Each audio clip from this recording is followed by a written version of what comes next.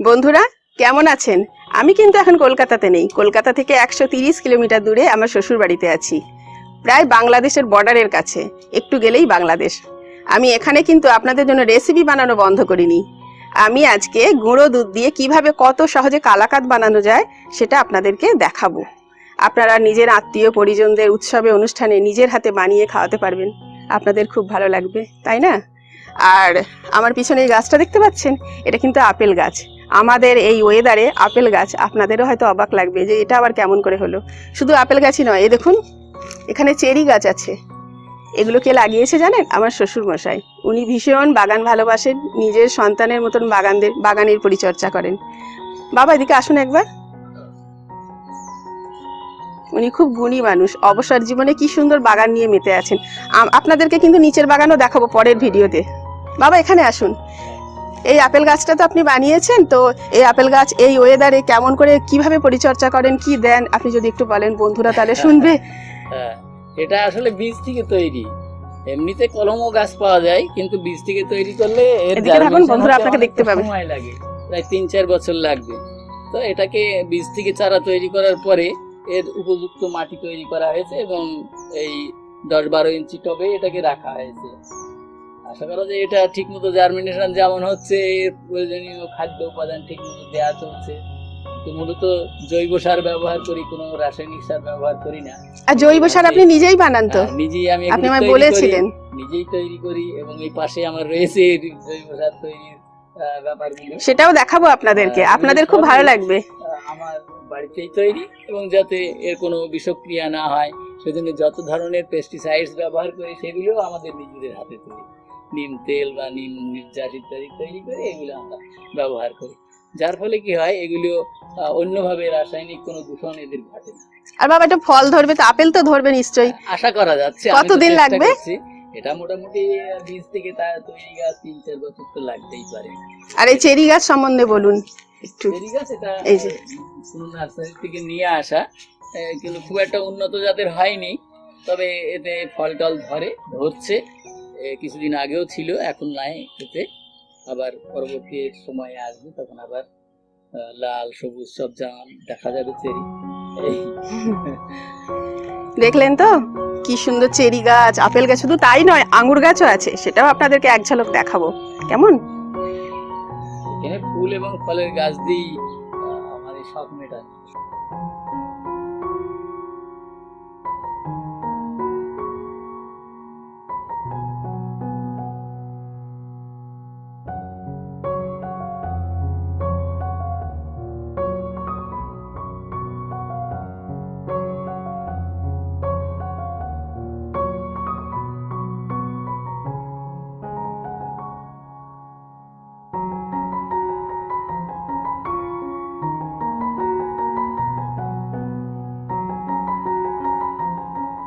চলুন তাহলে বানাই আজকে রেসিপি। প্রথমে 1 কাপ ঈষৎ গরম জলে কিছুটা গুঁড়ো দুধ গুলে নিয়ে গরম করে নেব। আমি মোট 600 গ্রাম গুঁড়ো দুধ ব্যবহার করব। তার থেকে কিছুটা গুঁড়ো দুধ গুলে নিয়ে গরম করছি। ফুটতে শুরু করলে এতে দিয়ে দেব 1.5 চামচ ঘি। ঘিয়ের কোয়ালিটি ভালো হওয়া জরুরি, কারণ এতেই সুন্দর গন্ধ ও স্বাদ তৈরি করবে। ভালোভাবে মিশিয়ে নিচ্ছি।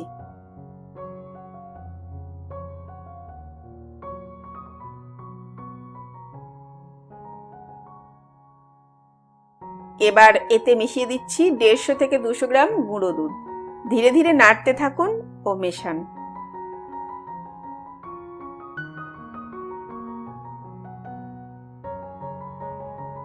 একবারে ঢাললে দলা হয়ে যেতে পারে।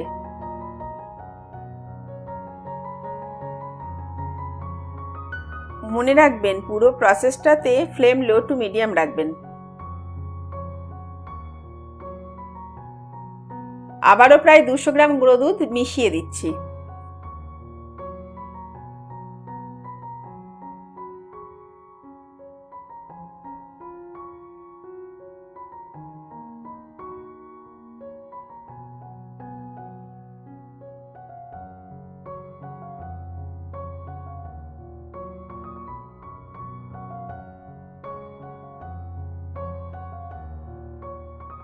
ভালো করে মিশিয়ে নাড়তে থাকলে বেশ কিছুটা ঘন হয়ে আসবে। তখন আমরা গুঁড়ো দুধ ডাইরেক্ট না দিয়ে বাকি গুঁড়ো দুধটা হালকা গরম জলে গুলে মিশিয়ে দেব। স্টারিং বন্ধ করা চলবে না।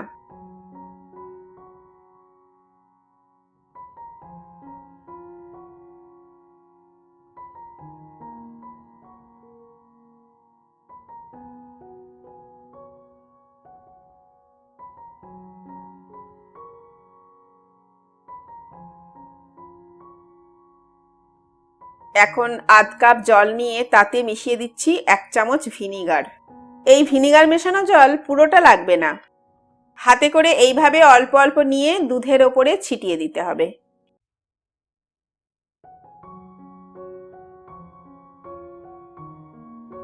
একটু মিশিয়ে নিন, আবার ছেটান। এইভাবে বেশ কয়েকবার করতে হবে।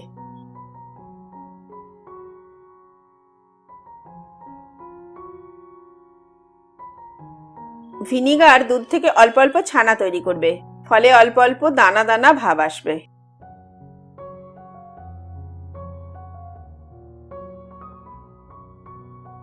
বেশি পরিমাণ ছানা যাতে তৈরি না হয় তাই ভিনিগার জলে মিশিয়ে পাতলা করে নিয়েছিলাম।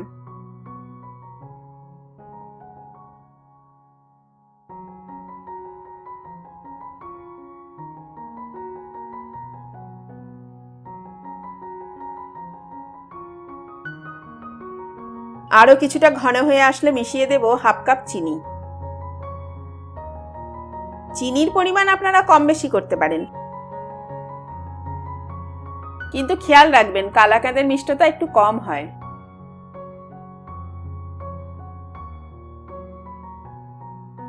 তিন চারটে ছোট এলাচ ও 1 চামচ চিনি হামালদিস্তায় গুঁড়ো করে রেখেছি, এই গুঁড়োটা এবার ছড়িয়ে দিচ্ছি।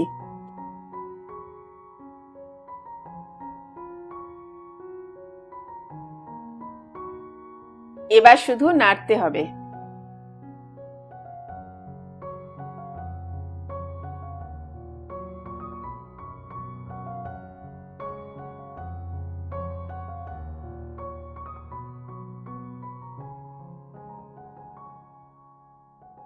দুধের পরিমাণ আস্তে আস্তে কমে আসবে, সেই সঙ্গে বাড়বে ঘনত্বও।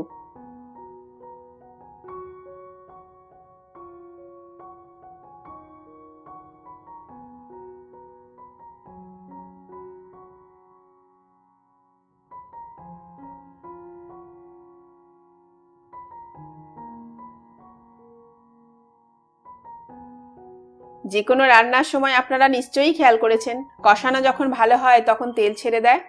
এক্ষেত্রেও যখন আপনারা দেখবেন যে কড়াইয়ের গা থেকে ছেড়ে ছেড়ে আসছে, তখন বুঝে নেবেন যে আপনার কালাকাঁদ তৈরির কাজ প্রায় শেষ।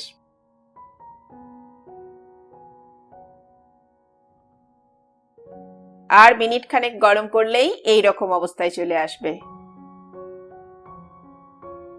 ব্যাস, ফ্লেম বন্ধ করে দিন। একটু ঠান্ডা হলে একটা পাত্রে বাটার পেপার দিয়ে তার উপরে কালাকাঁদটা ঢেলে দিতে পারেন।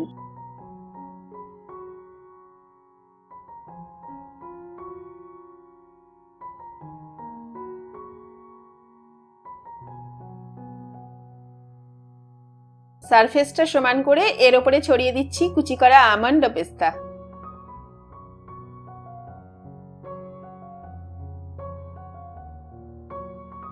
আমন্ড ও পেস্তা ছড়ানোর পর হালকা করে একটু চেপে দেবেন যাতে এগুলো আটকে থাকে। এবার ঘন্টা দুয়েকের অপেক্ষা, একটা ঠান্ডা জায়গায় সেটেল হতে রেখে দিন। 2 ঘন্টা পর ছুরি দিয়ে পিস তৈরি করে নিন।